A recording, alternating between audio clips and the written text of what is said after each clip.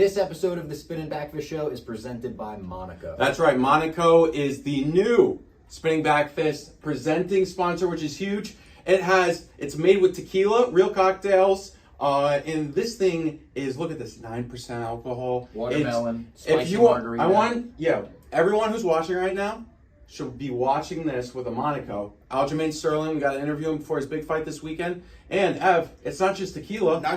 We got vodka right here. We got hard lemonade, gluten free. Gluten free. I think that means it's healthy. No, gluten's bad. So gluten free, that means it's good. Tastes good. Good for your tummy. Make you feel good too. Yeah. That's right, Monaco. Thank you. We love you. And now, love you, Monaco. Aljamain Sterling. All right, welcome back to the Spinnin Backfist Show. It is Robbie Fox, Jack Mack, and Big Ev, and we are here with the champ, Aljamain Sterling, on fight week. Just a couple days removed from, or not removed, but a couple days away from this fight with Suga Sean O'Malley in Boston. How are you feeling a couple days out? I know you're saying this is probably 99.9% your last fight at bantamweight because of this harsh weight cut. Is he doing okay? Yeah, the weight cut's good, man. I'm strong. I'm feeling powerful right now. Everything's going well, man. I'm super happy about everything, and I think this might be one of my easiest weight cuts in terms of just having it super dialed in and doing a good job with following the protocol with the UFC PI team with Charles. And is that weight cut, is there any big difference? Is it the UFC PI? I know you're out in Vegas a lot more than you used to be.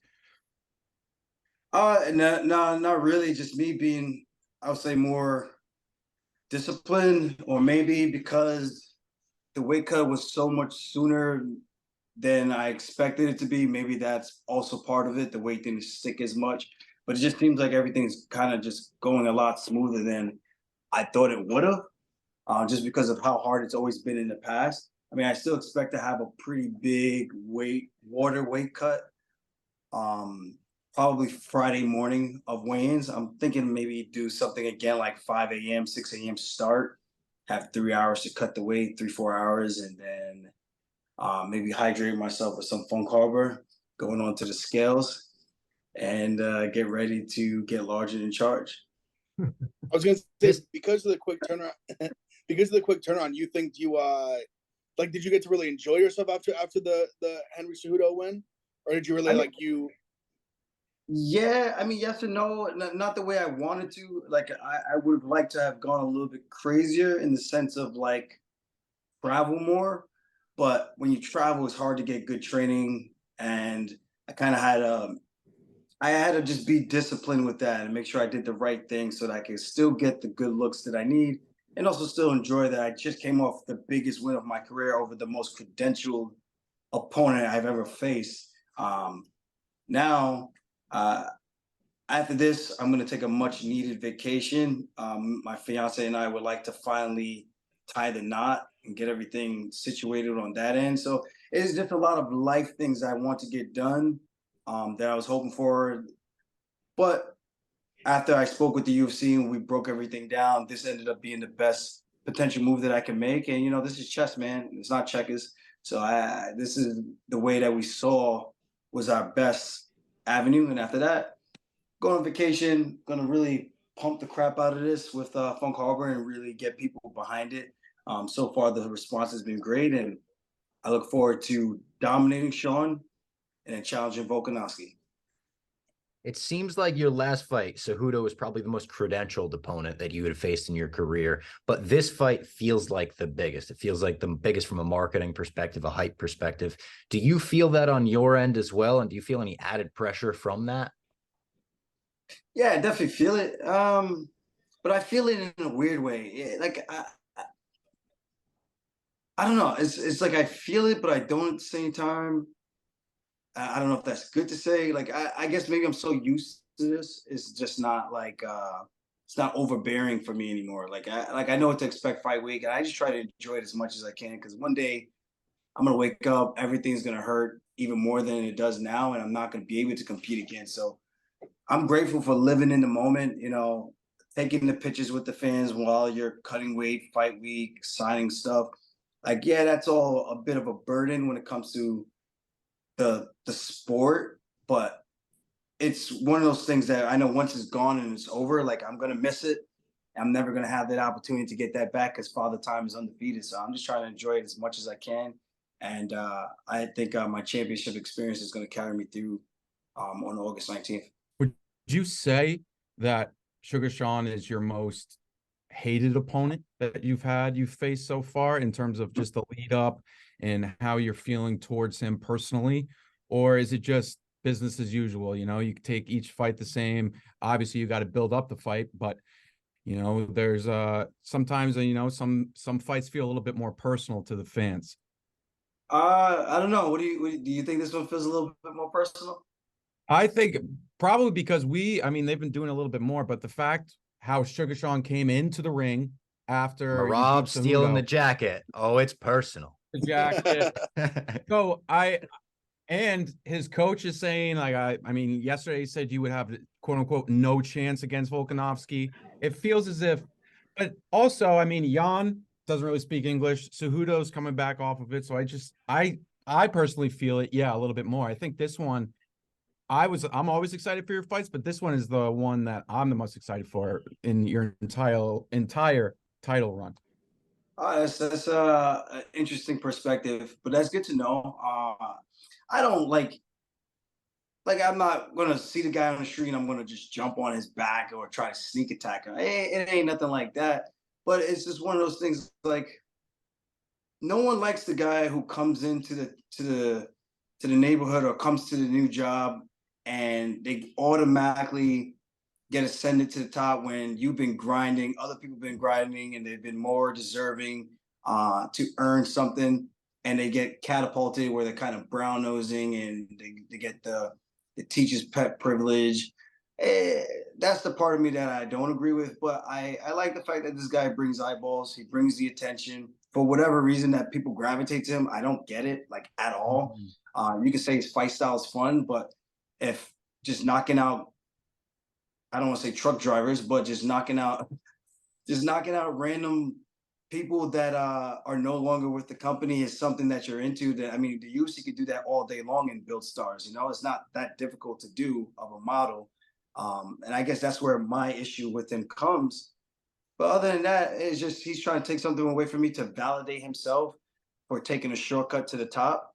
And I'm going to show that my hard work and my long road to the top is going to be something that's going to be forever long lasting. And maybe he is as good as we think that he says he is. But it's up to me to go out there and prove that there's levels. And I do think I'm going to show him the biggest levels that he's ever seen in his life. This is a big jump up in competition, and everything I believe that I'm going to do, I think it's going to happen on a night. I think like he said, neither one of us can afford a mistake. I can't afford a mistake and get clipped, and he can't afford a mistake of getting taken down. And I think the odds of me taking him down versus the odds of him actually landing a clean shot, I think the odds are in my favor. And I like to gamble when I go out there and I compete and I bet on myself every single time, and I'm ready to double down.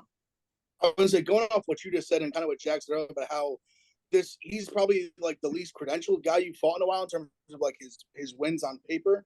Going off what Jack said too, where even with all that being said, he probably is the biggest name or one of them at least, up in terms of hype and things like that. In terms of like the film you've watched on him and like watching his fights, you've obviously been fighting guys in the top 10 for a long time, over and over and over. Where do you put him in terms of just what you've seen and ranking in terms of like the other guys that you've competed against? I mean, the most dangerous fight is always the guy in front of you, right? So, of course, the way I look at it is I try to rationalize it as every time I'm training, man, I'm in the training room.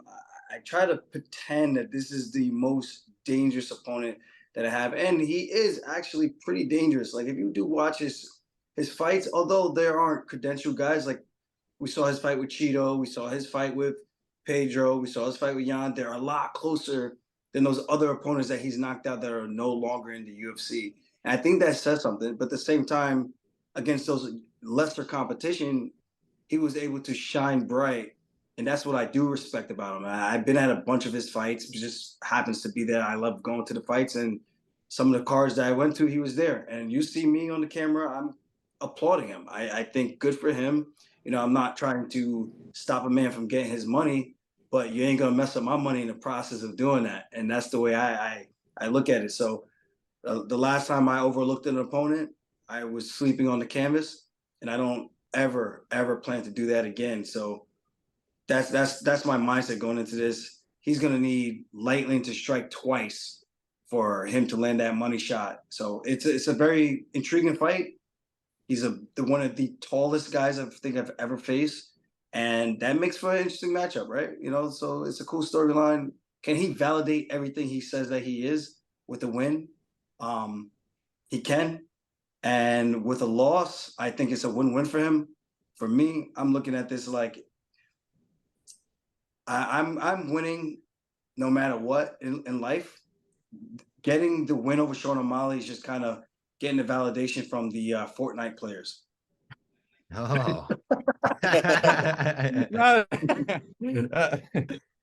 Wait, do you look at O'Malley's content and think outside of the cage? Let's just remove him as a fighter and think he's a good entertainer, or are you still kind of have that feeling inside of you that's like, how's this guy even have the following that he has?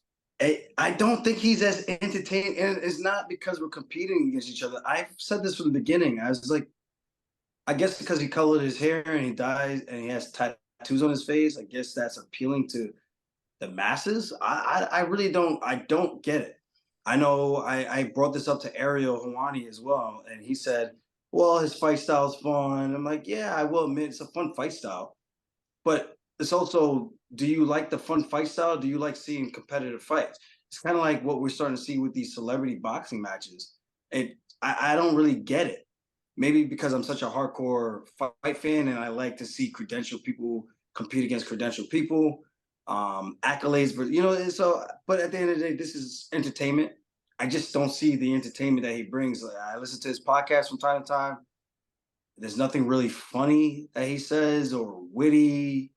He compares himself to being Conor McGregor, and one day he thinks he could be as big or bigger. I'm just using his words, and I see what he does and puts out. I hear what he says, and I'm like, there's a big disconnect. I don't see it, but congrats to him for being able to do that. I think Snoop Dogg helped really build his career early on, and maybe he's just riding that wave still, and maybe people like more tattoos. Maybe I should get tattoos on my eyebrows. Maybe I should tattoo my I don't know. Like, what else do I need to do? Color the hair. You can color your hair. I was thinking about doing that even before he even came into the UFC. My thing is, I actually like growing my hair. So when you dye it, you actually kind of mess it up. If you cut it off. So I was trying to figure out a way to do it that could make it still look cool, but not have it dripping on me as soon as I start sweating in the octagon. Yeah. That would be kind of like, That'd be real weird. So, yeah, you can't afford that. Yeah, I dyed my hair red. I've dyed my hair blonde for college wrestling for the national tournament. So it would be cool to do something like that for a fight, especially a title fight as big as this. This would have been cool to do it, but I would need something that I could at least take out my hair without damaging my hair. Yeah. I don't know. I still care about stuff like that. A lot of people, I feel like. Go ahead, Ev. I want to ask you, do you think he, in your opinion, do you think he won the Jan fight? Obviously, it was controversial. I'm not a judge, man. I mean, when I watch it multiple times, I see how you can give it to O'Malley, but it's a tough one to give him. But based on the skill, like the actual fight, I felt like when it was all said and done, Jan edged it out. But at the same time, I think at worst, that fight should have been a draw. If you have to pick it, sometimes I get a little annoyed when we have to pick a winner or loser when the fight's that close. It's just like, based on what? Timing, control, the takedown, the cut that O'Malley opened up on Jan. Jan dropped him after he got cracked and beat him up pretty good in that second round. So I don't know. It was a tough fight. I think that showed a lot of what O'Malley's made of. Showed that he got some heart. He kind of ended that third round, not the strongest, but now he's entering a 5-round fight. There's a lot of things that we still need to have answered with him. hopefully we get to see it, or maybe it's just gonna be super one-sided and I just dominate this guy from the beginning of the fight. I'm curious as to your take on some of the new rule changes in MMA that I think were just put into effect, or I don't know when they go into effect necessarily, but one of them seems designed to allow refs to stand up fighters when they're in superior dominant positions, maybe faster than they were previously, or even pull them off the cage if they're in a dominant position that's not necessarily advancing. How do you feel about stuff like that and stand-ups in general in MMA? Well, we didn't see it against Corey Sandhagen and Rob Font. So I don't really know. I think it's so subjective that it makes it tough for the fighters to know what to expect. And it makes it tough to know for the fans. I think that's where the confusion is, man. You can't keep having different refs come in and making different decisions based on how they might feel at the moment. It's weird, man. There's got to be like some type of criteria. If you sit in guard for 20 seconds and nothing happens, okay, stand that shit up. If the guy's not actually trying to advance, stand it up. And if it's not like he's not trying to advance, if the other guy is not allowing him to advance and the other guy can't advance, then it's a stalemate. Okay, stand it up. That's kind of what we have in wrestling. If I shoot in on a takedown and you stop the takedown, right? And neither one of us can advance and we're jockeying for position, but nobody wants to let go so they don't give up the position, give up a takedown or get taken down. Stalemate, they stand it up. I think you could do that reasonably in a fight and give us a visual of what that looks like so that when it does happen in a fight, there's no, oh my God, you took away a position. Like, you know what to expect when you're in there in the moment, and it makes it black and white versus, hey, we're just guessing here. We hear boos from the crowd. We see flashlights in the crowd. Let's stand them up. You know, so I think we need a little bit more consistency to really grow and elevate our sport as well as it comes to judging. With you, like we said, 99.9% going up after this fight, and let's say everything goes to plan. I know we have our own opinions, but would you agree with the statement that solidifies you as the bantamweight GOAT? Yeah, I don't. I try not to get too involved in those conversations, man. Okay. It's all opinionated. Some people are going to say because I wasn't very dominant, then they would throw in that, look at GSP, and I'm go, but GSP won by a lot of decisions. And then I'm like, so they just killed their whole argument. It just depends on what you're into. Numbers don't lie. And hopefully after this weekend, I'll be 16-3 in my entire UFC career. They didn't count my fight with Barao at bantamweight because it was a catch weight due to him missing weight before. So I should have technically, I should definitely have the most wins in bantamweight history. Now we're talking title defenses. I go out there and beat a guy who a lot of people, I don't say touted as the next big thing, but are super high on and love his skill set. I think it just does a lot for my career, and I'm super excited to just go out there and put on a show. I'm just want to get another Ruby, man. Let me get another Ruby in my belt and let the debate, I'll leave that up to them. I'll give the fans some Funk Harbor, and they can debate it all night long and just have a great night. So even taking like the like just word go out of it kind of thing, do you feel, I would say it's been no secret since the first Jan fight, things have fans turn on you a little bit. Do you think since then, you've been on this amazing run since then, do you think the fans are finally now giving you like the credit you deserve for this great title run that you've had? Yeah, you know what it is? That was a big card that I was on. It was the Izzy fight, and I shit the bed, man. My first title fight, I miscalculated my rehydration, came in there like I was still cutting weight. I felt like crap, but I showed my heart. And I think that's, to me, that's the most important part for myself that I can sleep with at night is I showed my heart. I didn't quit. I kept coming forward. I took my whooping like a man, and he did something stupid, and somehow I got blamed for it. People, I guess there's a blueprint on how you respond to a blindsided knee to the dome. And they were upset with me about that. And I get why.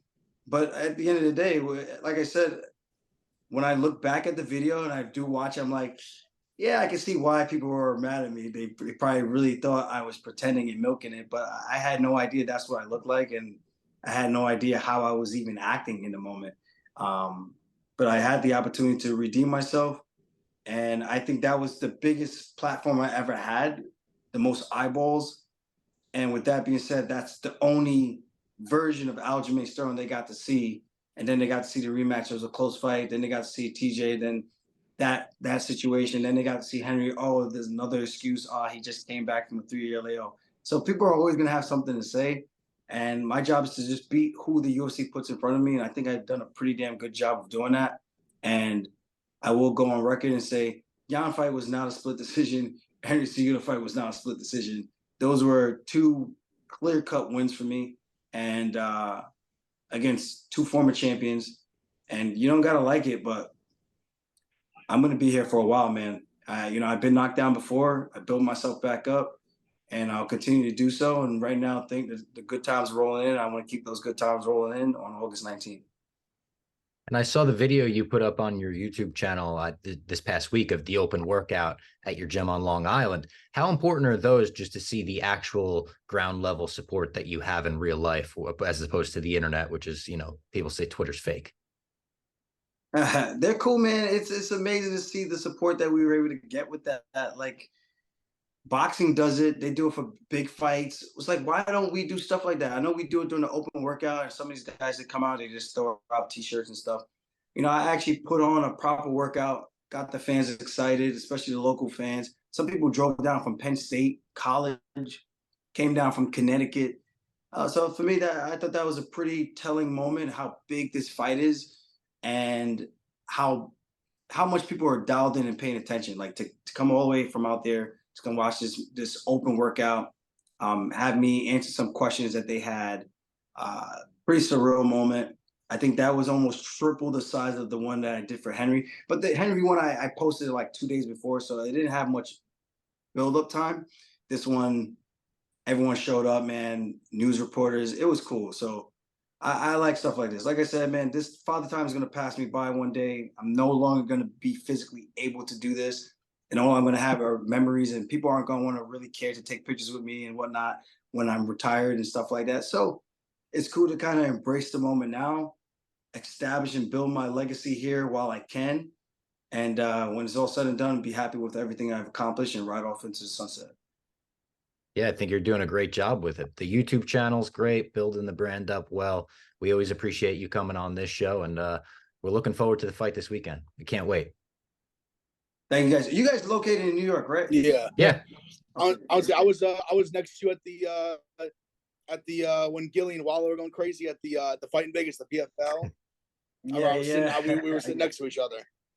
He kept talking about how he was yelling, knee him in the ass. Knee him. Yeah, he's funny, man. He's a funny dude. I didn't even know who that was, and then people showed me some of his stuff. I was like, oh, this is a funny guy. I think he raps also, or used to rap. He used to. Yeah. They got a huge podcast now. Yeah, that's what they were telling me. Listen, I'm so just out of touch because all I do is watch fights and podcasts and stuff like that. So I don't get enough time to really check out everyone's other things. But when I do get the opportunity, it's cool to see, So that's a cool moment. I'm glad you guys are doing so well with your platform as well. So that's it, man. That's what it's all about, man. Dream chasing, goal setting, and that's it, man. Crush these shit. Thank you, man. Great talking to you as always. Good luck this weekend. Thank you. Appreciate it. Good luck. I'll be there on Saturday. Good luck. I'll be cheering you on. Keeping this belt on the East Coast, baby. Let's go. Let's go. East Coast. New York.